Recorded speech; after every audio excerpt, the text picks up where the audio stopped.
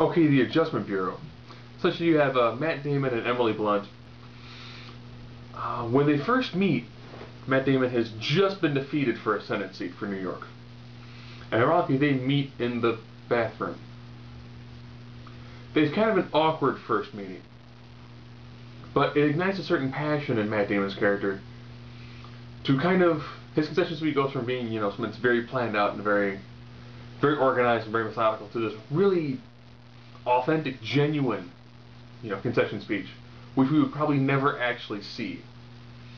He discusses how, the color tie that he wears is very important, and they paid somebody like $7,300 to figure out what sort of tie and the scuff on his shoes, and if it's too nicely shined, you lose a working class vote. If it's not shined, if it's too scuffed, you lose the money you get from like lawyers and doctors, which you need to pay the consultants on which tie you should wear. And it comes off this really interesting way. It comes off really authentic and really genuine for a concession speech. And then all of a sudden the next day, we see two guys in hats dressed, in decent suits, and one of them's told he has to spill coffee on himself by 7:05. That guy kind of falls asleep. Matt Damon doesn't spill coffee on himself, and ends up running into the girl that he met in the bathroom. Spills coffee on her by accident and gets her phone number. He makes it to work on time. He was never supposed to make it to work on time, supposed to show up late. He goes in there, and almost everyone's kind of been time stopped, except for him, because he wasn't supposed to be there. He then sees the Adjustment Bureau, essentially kind of modifying someone's reasoning, so that way there'll be 4 solar panels for the benefit of all mankind. This is when you first find out what the Adjustment Bureau is. Essentially, they are a metaphysical construct with a corporate hierarchy. Oh, I know, that's totally it, that's it. It's really simple to understand. Essentially, you have people who have the ability to go through a doorway and appear someplace else. Yes, depending on the way a doorknob is turned, if you're part of the Adjustment Bureau, each door leads to someplace else. That door can lead you to the room itself, a different room, or a third destination entirely different from the previous 2. And the whole purpose of this group is there's a general plan for mankind. Initially, they helped nudge humanity up until the time of the Roman Empire. Then they decided to leave. That's what led to the Dark Ages. They then came back, and that was the Renaissance era. They then left again, which is what led to, World War I, World War II, the Great Depression, the Holocaust. So then they decided to come back and be a little bit more forceful. If you find out about them, you're kind of given 2 options. One, they level with you and kind of go, look, you need to do the following things. And they're always like large picture concepts. Matt Damon's kind of told, if you cannot be with this woman, period. He decides that he still wants to be with her. And they kind of tell him again, they're like, look, the goal of your life is to become president and to really change the direction of humanity.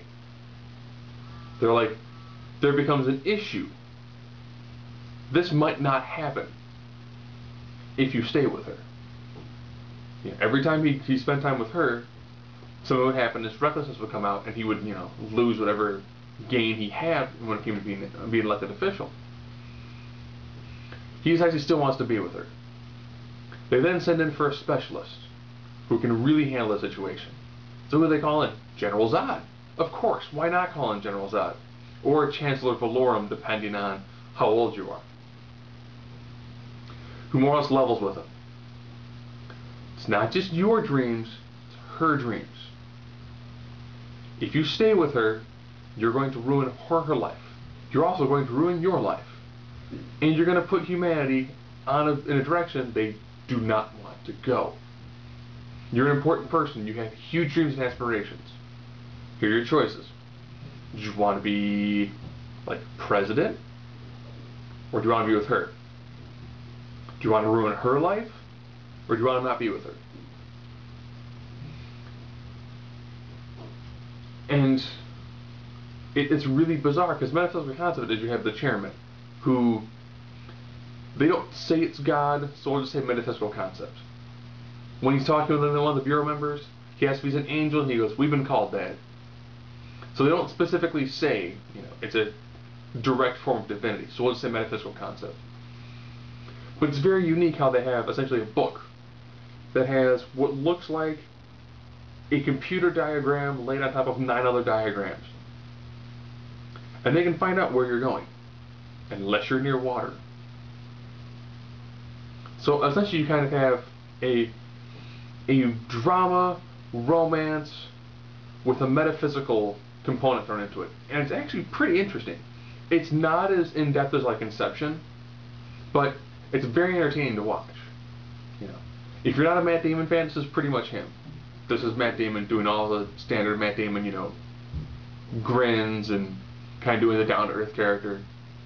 And Emily Blunt plays this amazingly fantastic dancer. So a senator and a dancer. Ballet dancer, contemporary ballet. Don't get your mind out of the gutter. So it actually works on those multiple levels. It does hit a point where it's really high concept, and then it gets kind of slow for a little while. In the beginning, they do a very good job with all the different political minds. Like James Carville, looks like Madeleine Albright, Jesse Jackson. They show even the current mayor of New York. They show lots of actual politicians when they're discussing this guy's political rise. So it's actually pretty interesting from that standpoint. Then the metaphysical part gets thrown in, and it's unique, it's different. And that actually is the Adjustment Bureau.